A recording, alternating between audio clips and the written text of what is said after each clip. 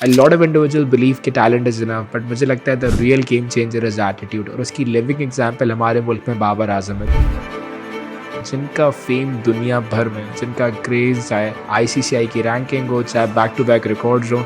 I think जितने records इस वक्त बाबर आज़म इतने कम टाइम में बनाए, इसकी मिसाल शायद ही कहीं मिलती है। रिसेंटली अभी वर्ल्ड कप में जब पाकिस्तान की टीम इंडिया पहुंची, तो हैदराबाद एयरपोर्ट पर लाखों की तादाद बाबर आज़म की सिर्फ एक झलक देखने के लिए आई।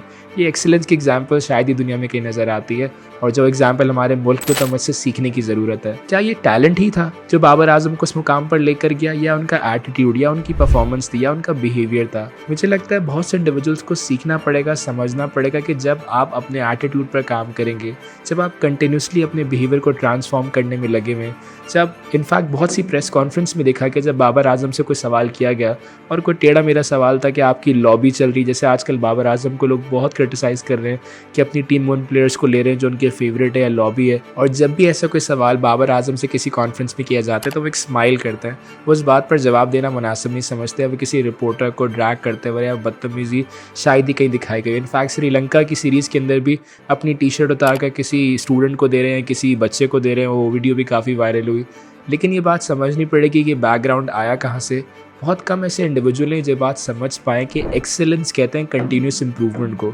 बाबर आज़म की पर्सनालिटी में, परफॉर्मेंस में बात दिखाई दे रही कि वो कंटिन्यूसली अपने आप को इम्प्रूव कर रहे हैं। यूजुअली पहले वो अपनी स्ट्राइक को मेंटेन करने में लगे होते थे या सेंचुरी स्कोर करने में लगे होते, लेकिन अब वो पावर हिटिंग की तरफ भी जा रहे हैं, यानी अपनी स्ट्रैटेजीज़ को ट्रांसफॉर्म कर रहे हैं। उनकी कैप्टनसी में भी काफ़ी चेंजेस आई हैं। ये चेंजेस इंसान की लाइफ में तब आते हैं जब इंडिविजुअल इस बात को समझे कि attitude is the game changer, और एटीट्यूड को कंटिन्यूसली ट्रांसफॉर्मेशन की ज़रूरत होती है। एटीट्यूड किसी स्टेज का नाम नहीं है, यानी एक्सीलेंस किसी स्टेज का नाम नहीं है। हर लेवल पर आपको कोचिंग की ज़रूरत है, हर लेवल पर आपको गाइडेंस की ज़रूरत है, और गाइडेंस के बगैर आप ग्रो नहीं कर सकते। एंड द मोस्ट इंपॉर्टेंट जो जुमला बेहद पसंद है और बाबर आज़म पे बिल्कुल फिट बैठता है, the one who sweats in practice never believes in war. यानी जो नेट में एफर्ट लगा रहा है, बैक टू बैक प्रैक्टिस में एफर्ट लगा रहा है, उसकी परफॉर्मेंस दूसरों से ऑटोमेटिकली बेहतर होती जाती है, और वो ग्राउंड में 0 या 10 रन स्कोर नहीं कर रहा होता, बल्कि बेहतर रन स्कोर कर रहा होता है। सिमिलरली बाबर आज़म की इंटायर पर्सनैलिटी में एक लीडरशिप की भी झलक दिखाई देती है, और leadership is more about responsibility.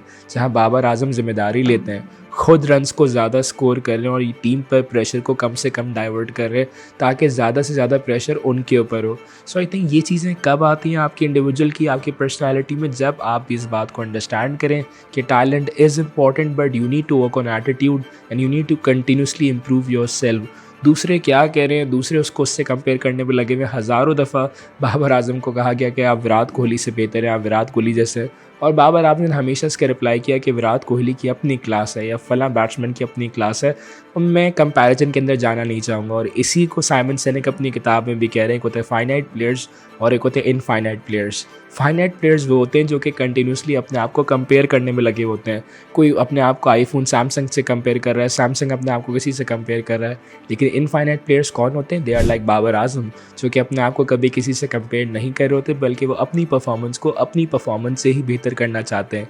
यानी वो अपने प्रीवियस रिकॉर्ड्स को देखते हैं और फिर सोचते हैं कि मैं इससे बेहतर रिकॉर्ड्स डेवलप करूँगा, इससे बेहतर परफॉर्म करूँगा। सो हम अपनी प्रोफेशनल लाइफ में, पर्सनल लाइफ में अपने एटीट्यूड को ट्रांसफॉर्म करते रहना चाहिए, और हम भी इंशाल्लाह किसी न किसी पॉइंट पर आकर लोगों के लिए केस स्टडी बन जाएंगे।